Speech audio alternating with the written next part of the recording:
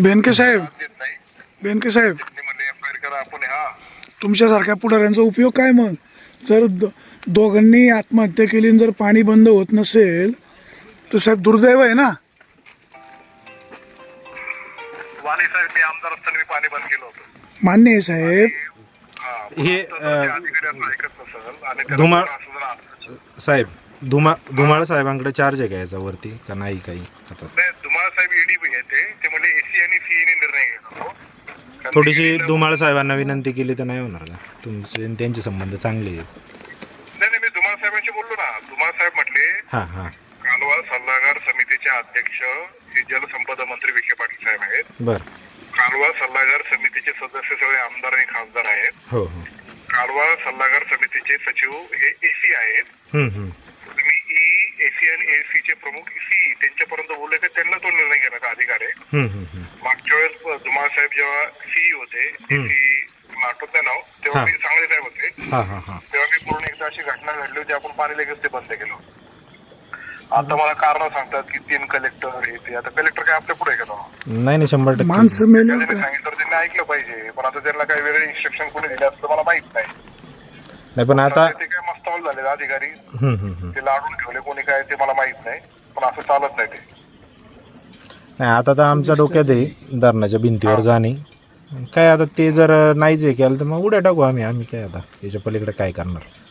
त्यांना जर फक्त पाणीच महत्त्वाचं आहे. आमचं काय म्हणणं होतं कालसुद्धा, एक आर्जींना फोन केला होता. आर्जींनी त्या इथल्या नारायणगावच्या अधिकाऱ्याचा नंबर दिला. त्यांना म्हणलं एक 15 मिनिटं फक्त पाणी बंद करा, ते लगेच सापडले असते. अहो साहेब, कालवा फुटला असता तर बंद केलं नसतं का? हां कालवा फुटला लगेच बंद करता तुम्ही पाणी. बरोबर आहे. केलं होतं ना मागं बोरीचे तर फुटलं. हां बरोबर आहे.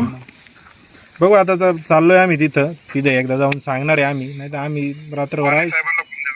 हां 1 मिनिट. हा साहेब. अहो, अधिकारी आहेत ना, हां मस्तावलेले आहेत. हां हां. आता काय त्यांची लाड करायची काय गरज नाही. हो हो हो. एक तर हे अशा मी त्यांना एक्सप्लेन करतोय टेक्निकली, तरी त्यांना ते कळत नाही. का त्यांना वेगळं आभय असं मला वाटतं. साहेब, आता आम्ही काय करतो, येडगाव धरणं सल्लागार समितीचं सदस्य म्हणून असं आमदार खासदार आणि हो हो हो. आता जाऊन बसायची तयारी लोकांनी ठेवायला. आता आम्ही काय करतो, गाड्या सगळ्यांना. येडगाव धरणावर जातो आणि तिथून बाकी थोडंसं इश्यू क्रिएट करतो. कारण काय आहे, साहेब दोघांचा जीव गेलेला आहे ना. सोनवण्यांना दखल ना पोलीस साहेबांना दखल. कॅनलला या, ही मोठी गाडी घेऊन जरा जा बरं. तुमची गाडी मला द्या. नाही, मी तुमचं म्हणत नाही ना. आता तुम्ही ठीक आहे, तुम्ही एवढे प्रयत्न केले, तुमचे आभारी होता आम्ही. पण विद्यमान आमदार शरद सोनवणे, विद्यमान खासदार अमोल कोल्हे साहेब दोघांचा जीव गेलाय. बरं 24 तास झालेत. जर कालवा कुठं फुटला असतं तर पाणी बंद केलं असतं की नाही? बरोबर. साहेब करतो आम्ही प्रयत्न, काहीतरी डोकं लावतो साहेब. नाही सर, त्यांना सांगा आता. Thank you sir, thank you. नाही जर तुम्ही काही करत असेल ना, आता सगळ्यांनी तयार आपण धरणावर चालू करू. प्रत्येकाने आपापल्या गाड्या काढा. चला सांगतो. हांडे साहेब, जर कालवा फुटला असता तर काय केलं असतं? जर अचानक कुठं कालवा फुटला असता तर काय केलं साहेब? दोघांचा बळी गेलाय, 2 जण कालव्यात पडलेत. अहो ते नानवर फोन उचलत नाही. नानवर फोन उचलत नाही. बरं जाऊ द्या हंडे साहेब. आम्ही काय करतो, दोन्ही गावचे सरपंच, आता दोन्ही गावचे आमचे मुलं आहेत, ती उमरतचे सरपंच, आम्ही सरपंच. जर तुम्ही कालवा 2-1 तासात नाही बंद केला तर आम्हीच उड्या टाकीतो. काय पर्याय नाही आला. जाऊ द्या, आम्हालाही त्याचं पोहता येत नाही. अहो ते नानवर फोन उचलत नाही, त्यांना लावा फोन तुम्ही, नाही लाईन वर घ्या. मानसराव 2 गेली, त्याचं काम बेरे नाही ना काय. आमची थोडीशी अडचण लक्षात घ्या. आम्ही दिवसभर तुम्हाला फोन केला का? माझा तरी फोन केला का साहेब?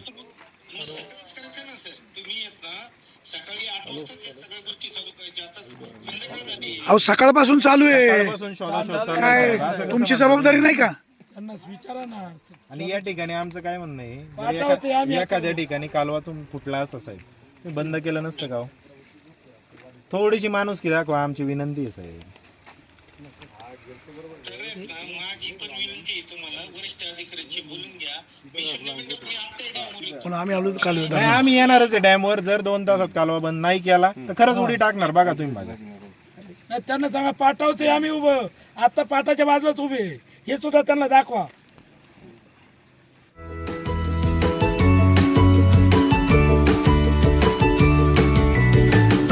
बातम्या शेतीच्या,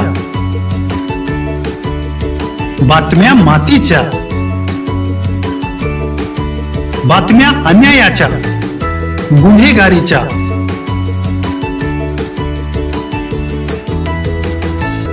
राजकारणाच्या आणि समाजकारणाच्या, शोषणाविरुद्ध बुलंद आवाज, जनसामान्यांच्या हुंकाराची गाज, सत्कार्याला प्रोत्साहन, दुष्कृत्याला अनुशासन, निर्भीड, निस्पृह, सडेतोड, बेधडक आणि रोखटोक म्हणजेच विघ्नहर टाइम्स. शोध बातमीचा, ध्यास सत्याचा. आपलं चॅनल, आपली बातमी. सबस्क्राईब तर कराच, पण बेल आयकॉनवर क्लिक करायलाही विसरू नका.